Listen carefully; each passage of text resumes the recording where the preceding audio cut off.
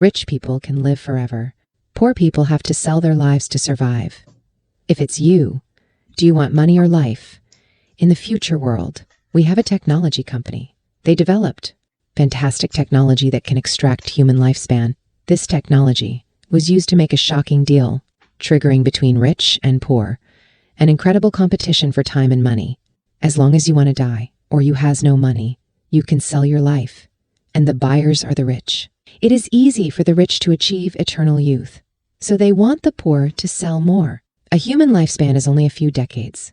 The older you are, the less you can sell. So young people are becoming the main target of trade.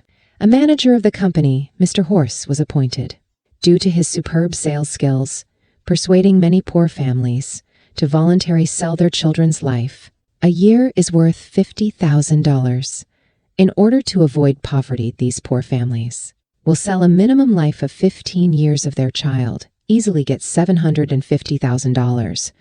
As a professional manager, Mr. Horse's job was to manipulate people who overspend. Let them trade their life for money. Every day he could successfully do several trades. This also made Mr. Horse a sales champion for the company. However, a turning point of fate let Mr. Horse and wife accidentally get into trouble. They thought the future was bright, bought a luxury apartment with loan, but soon after, the apartment caught fire. Everything turned to ashes instantly. They were also asked to pay back the loan immediately. Otherwise, they had to seize the collateral. Mr. Horse was stunned on the spot. He had no idea that he had collateralized items before taking the loan. After explanation by the staff, Mr. Horse just found out.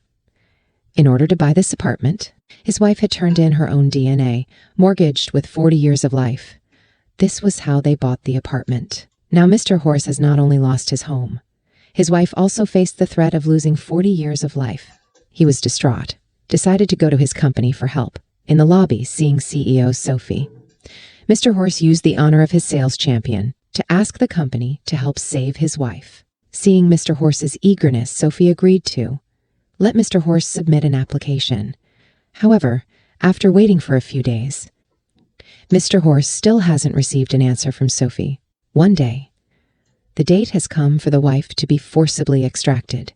He tried to break into the company to stop extracting his wife's life, but was subdued by security, and his wife was wearing a hospital gown at that time, forcibly tied to a chair.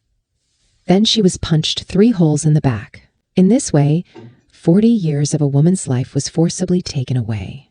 When the woman wakes up again, horrified to find herself aging dramatically by 40 years, even if her husband loved her as always. The woman couldn't accept the reality, chose self-isolation in grief and indignation. Mr. Horse couldn't bear his wife's depression. He went back to the company and found CEO Sophie, asked her why she didn't keep her promise.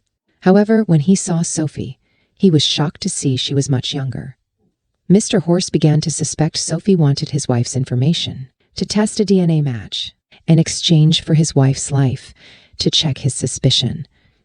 Mr. Horse watched Sophie go downstairs every day. Finally, on the 3rd day, Sophie made suspicious moves.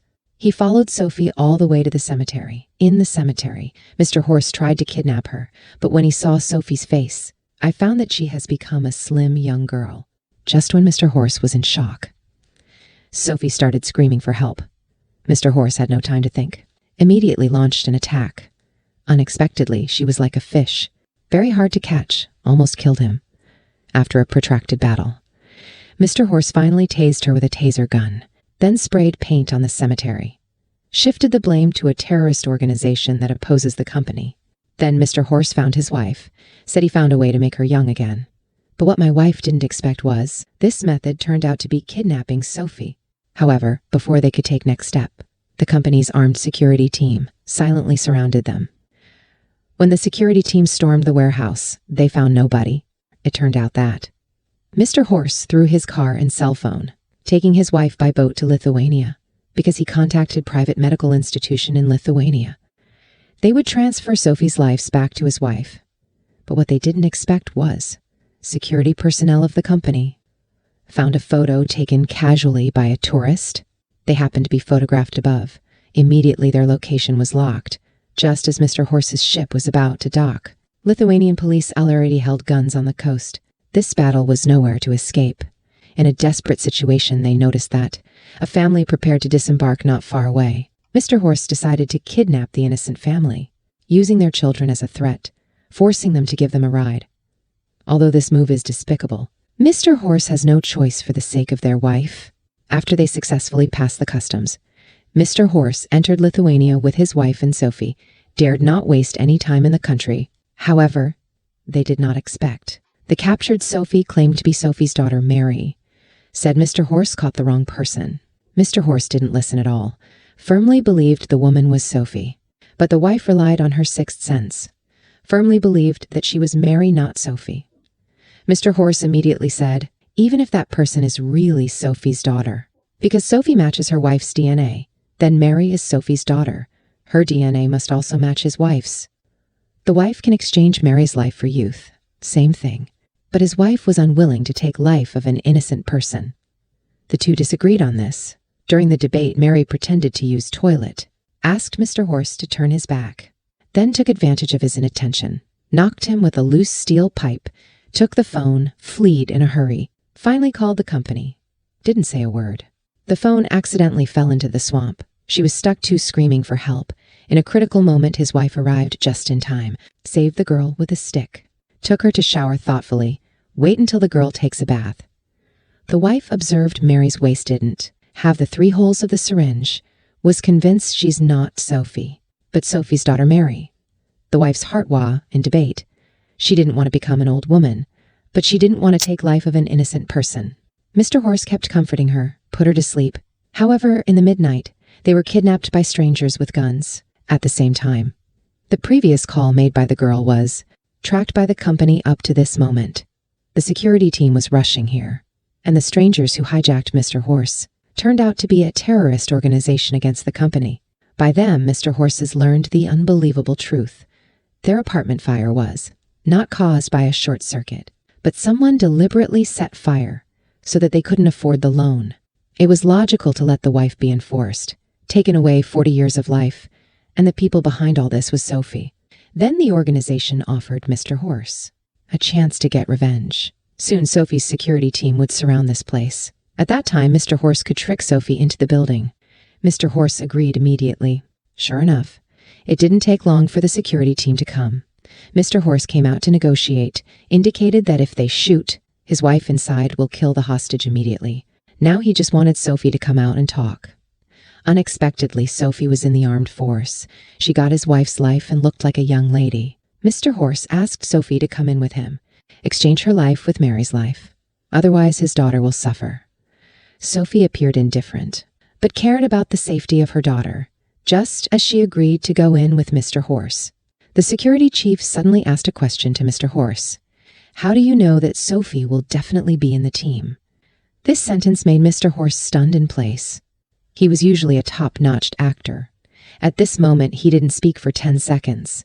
The security guards immediately noticed his abnormality. There must be a trap in there.